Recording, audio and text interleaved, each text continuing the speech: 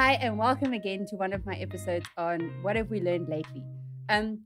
Today, I'm going to spend some time just chatting with a friend about what's happening in the lives and times of our young people at the moment, and what can we learn as their guardians and their parents about how to really get into their emotional, spiritual, and physical well-being so that we can just make their journey a lot easier, and also for us to grow as individuals. So with that, I'm actually going to spend some time with Marlon Bird. He's a friend of mine. I've said that already. But we've journeyed with him for a while, and just we've seen such an incredible fruit in his life with dealing with young people, and just his gift on how to actually unlock the hearts, minds, and souls of young people, and how he's been able to bring Jesus into those situations and to be able to look at them as holistic humans. I thought it would be a great opportunity for me as a teen parent, and as a child's parent, because they are going to become teenagers, and just get tips and tricks of how I, as an individual, as a parent, as a guardian, and you as a parent, guardian, or somebody inside the life of a young person, what can we do? What can we look out for? What can we learn and see? And so Marlon's going to do that for us. And I'm so excited to ask him some really good questions and see what he can unpack for us and give us tools to be able to take home. So come join me. We're going to go and have a moment and just be able to walk away with something that we've learned lately. So, I don't know, like, we know your story. Like, when I say we, it's like our Father's House family. So if you're not in the Father's House family, then just know that if you want to know Marlon's story, then go to one of the YouTube sermons. Yes, there we go. So basically, you're a youth pastor. You've worked with young people for a very long time, right? Yes. Do you remember, like, if there was like a open heaven moment where you were like, this is actually what I'm good at? Funny you say that. It happened, I can tell you the exact moment, every room, like what was in the room, everything. It happened, I think I was about 15. Yeah. Yes, it was about 15. And I remember I had this moment. I was in youth, grew up in youth and everything as per usual. And something happened that particular day. But all that I could think about was like, this is why we have people like our youth leaders. Yeah. And it's that moment that went, nah, I can do this for the rest of my life in terms of knowing to be there. But in my defense, it was not the position that I'm in now. So I saw it as, you're going to be a big brother, and that's your role and function. And that's what we labeled it, because that's what I felt. So I went around being this big brother to everyone for now.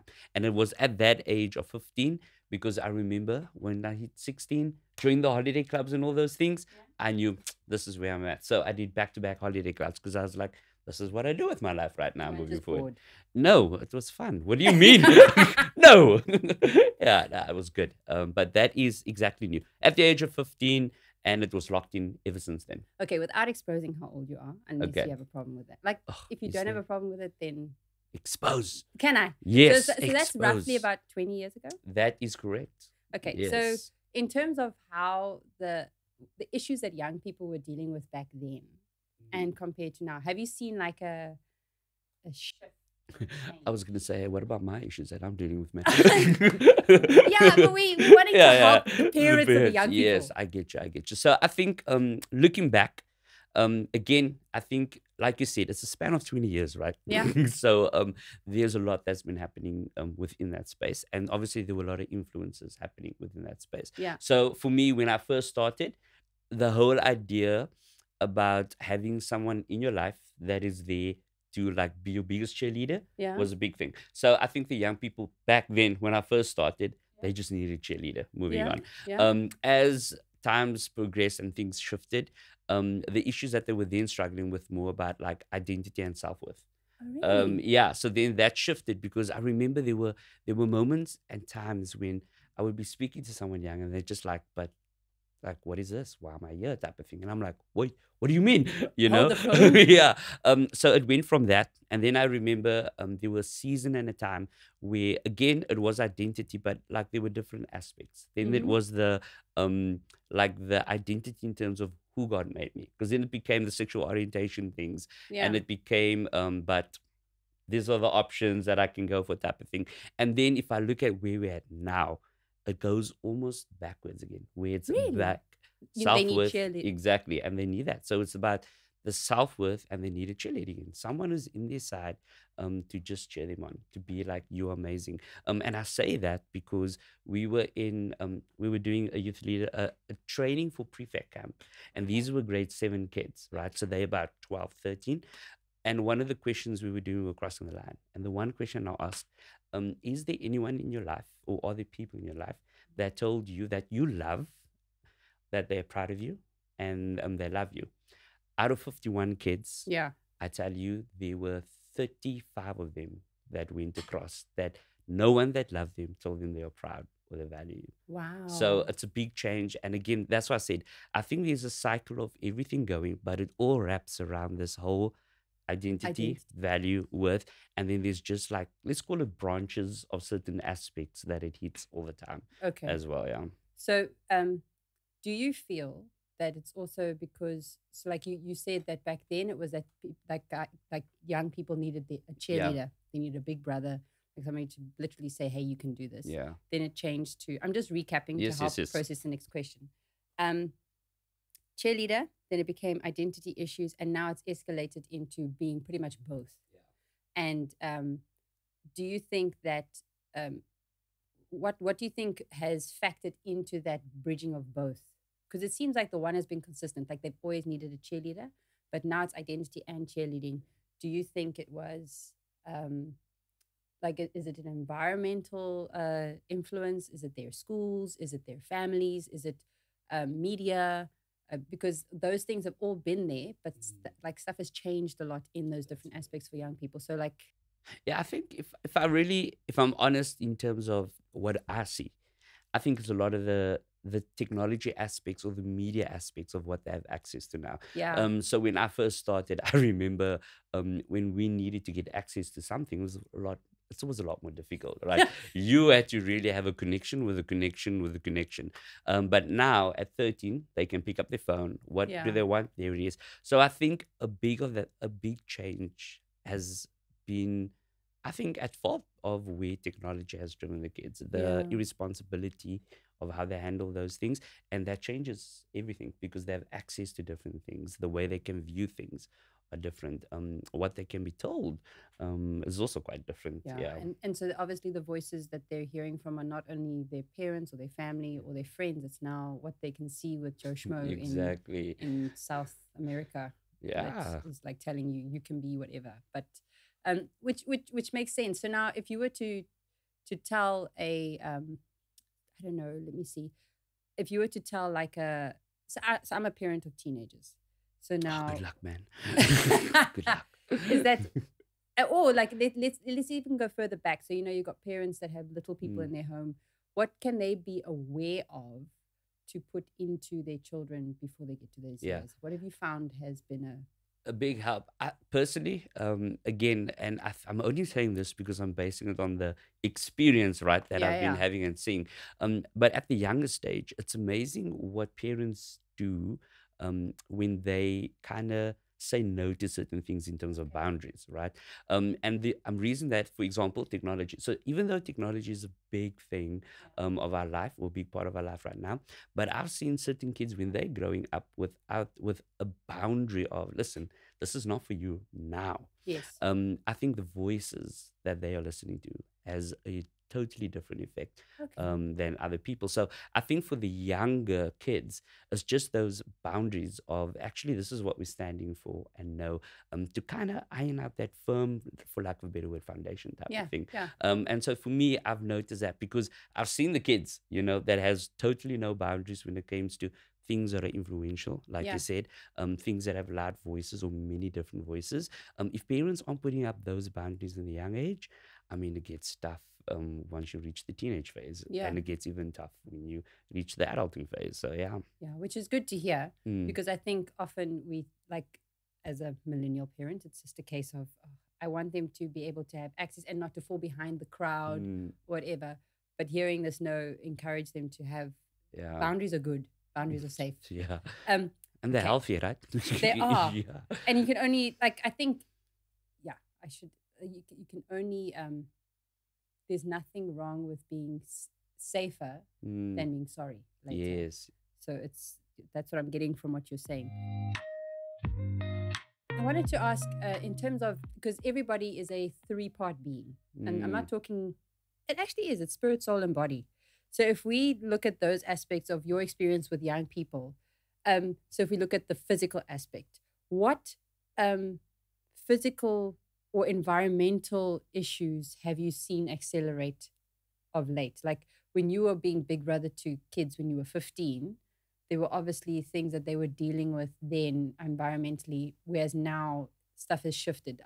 Whether it's their family or their school or whatever, what have you seen has become like, whoa, this is very different. This is a big, either it's a very big problem or it's a very big help. I don't. Yeah. No, I think there's wisdom in that you're saying there, because I think when you speak about the physical environment, one of the things I would always say, and I've noticed it more and more, I think is, like you said, is the family unit as well. So if I look at, again, just going back a few years, I think even if I have to go back 10 years, the family unit looked a lot different to what the family unit is now, only because certain things weren't highlighted so much, certain emphasis on being independent in certain areas weren't emphasized, so there was a lot of community sense. So growing up where I was, it was easy for us to kind of connect and relate because I knew the community really well, and therefore I could understand the environment that we grew up. But now you have so many different diverse kids coming from different and diverse situations, that it's very difficult to pinpoint one thing and say, listen, we blame the family unit, because it's actually not just the family unit, it's an extension of what happens. I mean, if I look at our youth group setting alone, and the kids that I engage with, I mean, listen, we could literally tick off every box, right? We could tick off the single parents, we could tick off the divorced parents, we could tick off parents who remarried, we could tick off parents who got divorced, remarried, divorced again, single again. We could tick off the parents that are just living together. We could tick off the parents. You know what I'm saying? Exactly. Wow. It's crazy. So I think when you look at the physical aspects of environment, now a lot more has been highlighting. So looking at certain approaches to certain kids are so different. And the common thing that I've found that helps to get into those environments is literally just creating a space for them to be and feel a certain way. So when they feel safe, it's easier to find out, oh, that is actually where you're struggling. Yeah. And then you can assist. But I mean, 10 years ago, honestly, I feel like the job was easy, man, because you knew what the community was like and we all rallied around one another. That was it. But now it's so different. There's silos, there's belief systems, there's different viewpoints. And, you know, there's like, hey, we do it this way, do not interfere. Okay. You know? And that would be from like the guardians of the children. That's correct, yeah. Wow. So like as a youth leader or minister, like it's just harder to, so even as a teacher, it's correct, harder for you to actually influence because you've pretty much been given like a stick that you can't, exactly. There's like this wall. It's like, hey, you can look, but don't do anything. Wow. Yeah, and I think that's what makes. The aspect of how we relate to teenagers even more difficult now. Yeah. Because, like I said, the environment of certain things gets crazy. Yeah. But at the end of the day, it still boils down to value, identity, and self-worth, right? Okay. And so all of these things need a different angle. And I think that's what makes the job difficult. Yes. You know? Yeah.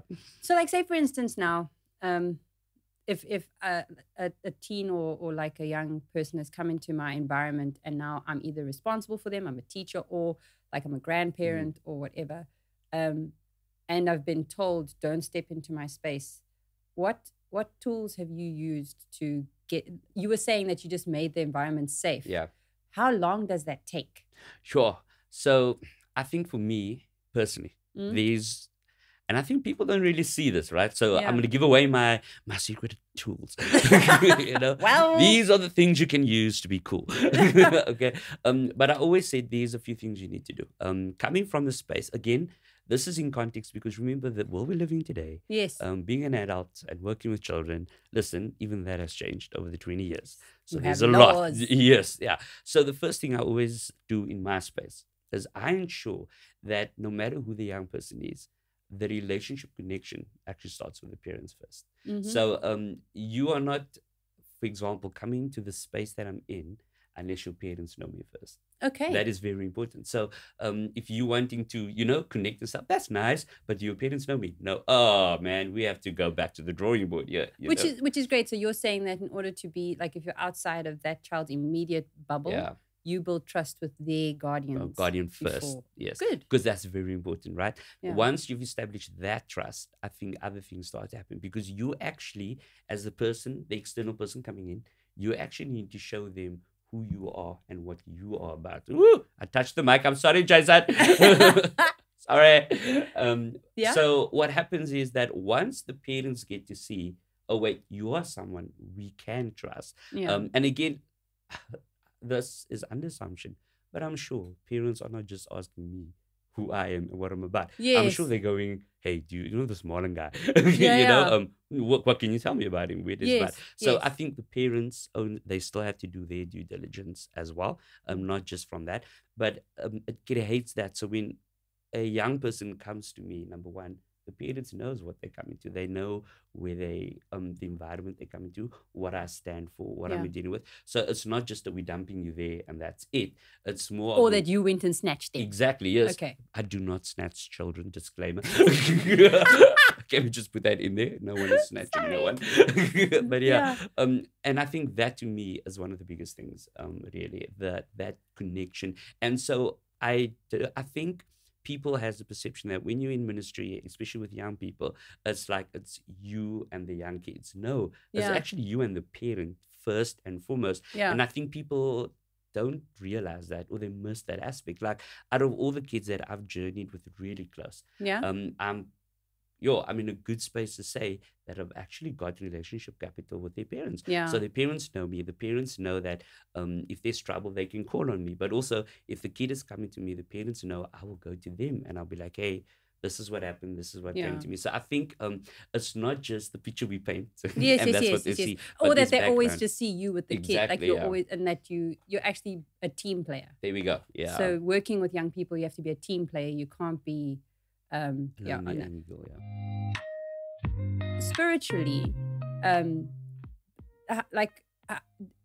it's harder now. I can see now it's harder because of all the voices that kids are influenced by. Do you just go in guns blazing? Yeah, here's the Bible. Bah, bah, bah, Jesus loves you. You must. Or have you found the slow bake approach of like, you know what? Do as I do. The way you said that, even I got scared. I'm like, I don't want to hang out with that person. Yeah. No, I think there's a word that I love using, and that is relationships. Yes. So for me, I've always lived under the value of, if I build a relationship with you, we are able to then talk real and we're able to talk hard, and obviously situation based as well. So if I'm going somewhere and we're just doing quick ministry tool, I can't just really build relationship type of thing. You're speaking heart and stuff, but if I have the opportunity and this time where I can build that relationship first, that's what I do. I would not go guns blazing at all, simply because the other voices are guns and blazing firstly. And I think teens either switch that off or they just go with the flow and follow the crowd. And I mean, later on, obviously, we'll speak about examples where I actually went into that and it fell because it didn't work out well. But to me, I found out that if you can build relationships with young people and their parents, man, you get to do a lot more. Hey, you get to influence them a lot more. You get to care in different ways. They get to share a lot more. And you've actually created such a safe space that they are the first point of reference for them, you know? Okay, so that's really cool. So that you'd be able to, like, building the foundation of relationship, then you actually get a strength of voice in terms of their spiritual capital. That's correct, yes. Cool. Yeah. And you can hit hard with that spiritual capital. Okay, whoa. First it's snatching, now it's like hitting. Yeah, no, just, spiritually. Ministry 101, snatch and hit. Yeah. So let's look at the last aspect, which is the emotional part. And I think lots of the parental voice that is quite loud at the moment to say these teenagers and their drama and like, can we just please? I don't know what to do with. What would you say to the parents out there that are listening and saying and looking at their teenager and like, why are they so, what's the word? Moeilijk. Moeilijk, yes. Is that a good word? Yes. I don't know. Moeilijk, moody. It's just like moody and just Yeah. unnecessarily like I know on the female end, well, I suppose even on the guys, it's like just irrational about stuff. What what things would you tell a parent to be aware of? To be say Sure. like, this is actually what you need to look out for. Yeah. I think, listen, that's a deep question, but I'm going to summarize it in one word, man. And I'm going to say, you need to listen. Um, the reason why I'm saying listen is because if I look at, you were saying earlier that these like girls and guys, but I've, during ministry time, I've seen that if you just give your ear, they share so much, right? Mm, And I think as parents, what we tend to do is, and I tend to do this sometimes myself, is we just want to solve problems. We want to, facts. we want to give the solution. Facts. We've been through that, man. This is what you do, get it done. Iron it And out. yeah, Get it sorted out. and then you just like, just a quick fix. Don't worry about it. Why are you crying? Just do this, then that. Yeah. But I'm always reminded that they are actually experiencing it for the first time. Okay. And if you're able to listen, you actually will be able to get a lot more, because sometimes it's not that's the issue. There's something underlining. So when I create spaces, and I think this is what parents, if they get this right, I think they're going to win in a long-term relationship with their children, Okay. right? Because if you create a space for them to actually pour out and you listen, Yeah. you know, just through listening where they're at, Yeah. what they're experiencing, what they're feeling, what their day was like, what they were Yeah. going through. And that is going to help you position yourself in where they need to be in life. Okay, but like I 20 see how years you're ago. processing, you're like, Yeah, I'm that's just a tough I'm, one. I'm trying to think. Let me because- solve this problem. I'm just trying to think for the poor, like the parents out there where it's like life is busy Yeah. and it's hard enough trying to sort your own self out, and then now you have to now, like, it's important to now listen to your Yeah. teenager, but your teenager doesn't want to talk now. Yes. It's a case of no, they'll only open up at the least opportune moment. So it's I don't even know what I'm saying. It's a case of how what questions have you asked? Yeah. Like, have you just said, "Hey, I'm here for you," or is it like, "Here, do you want to go for coffee?" Or Of like, what have you course, man, I seen love it. parents do that work? Yeah, that work. Like, or that even for you? Yes, I can tell you now, there's two things that I think. I just want to comment on the thing that you said earlier on about parents being busy and everything. Yes. I do think that as a parent, your intentions are important. Okay. So no matter how busy you are, if you are intentional about moments with your children or child, you're already winning, man. Okay. You have to be intentional. And I think, I'm not the parent, but I do believe that what comes with it, though. Yeah. You have to be intentional about these things because that's what you're choosing, right? Yeah. And through that, I think being intentional will help you establish a certain thing. So I'm very impressed by fathers that, for example, for their daughters or their sons, they're like, hey, we're going to have a date together and I want to talk to you about stuff and things like that. Yeah. That, I mean, the kids that have that, I mean, I can see a totally different relationship dynamic in their lives, but also in the lives of their family unit because Yes. it changes things.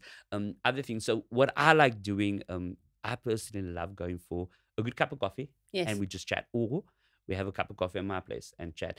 But I always joke with people, I tell them, they don't realize it's actually not the coffee. Yeah. It's more the fact that we are intentional about creating moments for us. Yeah, and like now we can talk. Space. Exactly. Yes. Okay. And that's what it's about. So I think it's not necessarily that I'm asking the right questions because I'll be honest, there were times when I'm sitting there and I'm like, I have no idea what in the world is happening right now. But you just like, something's wrong. So I'm just going to sip and just wait. And as I'm waiting, I'm like, yeah. Anything you want to say? Yeah, You know, there are moments where I'm also just dumbstruck and I don't know. But I mean, God always comes through in those moments. So I think it's about creating that space, listening, but you have to be intentional. That is really key. And I think every family unit is also different, right? Yeah. What works for the one might not work for the other. But like you said, there are certain fundamentals or foundational things that definitely works. And if every family is intentional, that's a start. Yeah, you know? which is good. It's and it sounds like it's a kind of thing that would have gone right 20 years ago and it's going right now. No, exactly. So now as a parent, like, tick, okay, intentional. But obviously you're not having to be intentional every second of every day. No, like, exactly. yeah. Oh, yeah, please Once don't be in a while. what helicopter parent, right? Oh. Don't be that. No, don't be Well, that. So now with that, because you mentioned it earlier, flops. Yes. Where have you had moments where it's like fluffed up? The kid was just like stuff I don't know if I can say it, but like just, Marlon, this is not working. Yeah. You have ruined my life. Wow. Has that happened? All right, so now we're going to start part 2 of the podcast because that's going to take some time. Listen, how far you want me to go back here? I can tell you now, hey, I had stuff-ups all the way from 18 when I started youth ministry, all the way to most probably 3-4 years ago. My word, COVID was the biggest stuff-up I had in ministry. It was horrible. Before COVID, there were things. Recently, there were things before. So I do want to say, when I think about my stuff-ups, right, these 2 things that I'm always reminded about. Number one, your God is gracious. Like so he those loves kids me. are still intact. Hopefully, like, Lord, I'm praying that you make your way. But I do think they've grown actually a lot more. And I call it stuff-ups because actually you would think it's issues or things that the kids did. But you know what? I'm looking back at it. I always realize it was actually my stuff that caused the stuff up. So if I go way back when I just started ministry, you're excited. You're getting this thing going. You're building for the kingdom. And you're just going and your youth group is growing. People. Yeah, like, young people are coming. And then I think it was 3 years in, we had a youth group about 40. And this is when I was all the way still in North Pine. And these kids came week after week, right? So we had to think outside the box because we normally did 5 kids. Now it's a huge thing, right? And then one time God's like, hey, buddy, you need to step down from your ministry. And I'm like, no, Lord, you are speaking to the wrong guy. Because, I am the man. I've grown this thing and this is where we're at right now. And so obviously 2 months of turmoil happened and I had to step down. And I stepped down. I remember that year in Feb. Didn't go back for that whole month in March because I wanted to separate myself. Came back and I was like, whoa, where's everyone? And it hit me then. Can you see what happens, Marlon, when you try and build a ministry where you taking all the glory? And it hits me hard, hey? Because I'm like, there were 40 young people that I thought I was leading to the Lord. Turns out I was keeping them busy every Friday night. So they won't hit the street. Yeah. And that was a big one, right? And obviously that was hectic for me growing up. But I do thank God, like I said, there were moments that he could redeem certain things in me. But if I fast forward again, even then, working with certain kids in terms of mentorship, realizing that you want to be the schoolmate in their lives and you want to, right? So like, oh, they catch on nonsense. You're like, okay, let me protect you, I guess. Or let me help you. Oh, but again, all of these things were never their fault.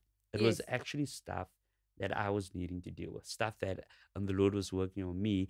And at some point, I thought I had it all figured out. And then he's like, hey, buddy, I'm scratching here because you need to deal with this stuff. It's not the kid. Yeah, exactly. Wow. So listen, stuff-ups were stuff-ups, but in all honesty, none of them were related to the actual kid. It was all about me. I mean, a silly example, and this is not even teen related, right? Being a bit vulnerable here, guys. Silly example, like a friend of ours, we're still friends today, we're still good. But I mean, there were one times, you're just going for that hug and you caress the brother too much. And I was like, whoa, bro, I don't swing like that. I mean, like, no, it's a hug, dude. Like, it's just very embraceful. It's like, no, it's buddy. Jonathan and David hug. You know what I'm saying? It's like, no, buddy, you're giving me the wrong signals. I'm like, what? How do you mean? Yes. It was just a hug. Don't crucify me. So there were moments in life, again, it's not necessarily the other person, but it was just things that the Lord was highlighting for me and he was dealing with me. So the stuff up list, like I said, is long, right? And there are many moments. But it's actually me. Yeah, it's actually my fault. And it took me a long time to realize that. And it took me a long time to actually own that. Because the minute I started owning that, I started realizing, whoa, okay, wait. Even things that I would laugh at in the past, I was like, whoa, you don't do that, Marlon. Because actually you're not leading the person to Christ. And I think that's where stuff started changing for me. So the stuff up is not necessarily there was a teenager, he went wrong. Because again, right, they're looking to someone for the guidance, right? And here I'm coming like, okay, it's cool, come to me. All the things. Yeah, meanwhile, you're nothing, man. So that's really good, Marlon. And I'm thankful that you've shared all these tips and tricks for us parents and also for those in ministry and those that are guardians over young people, because I'm going to share what was highlighted to me, like when we're done. But you've really given really good nuggets, and so on behalf of the audience, I'm really grateful, and we're just thankful for your time. Yeah.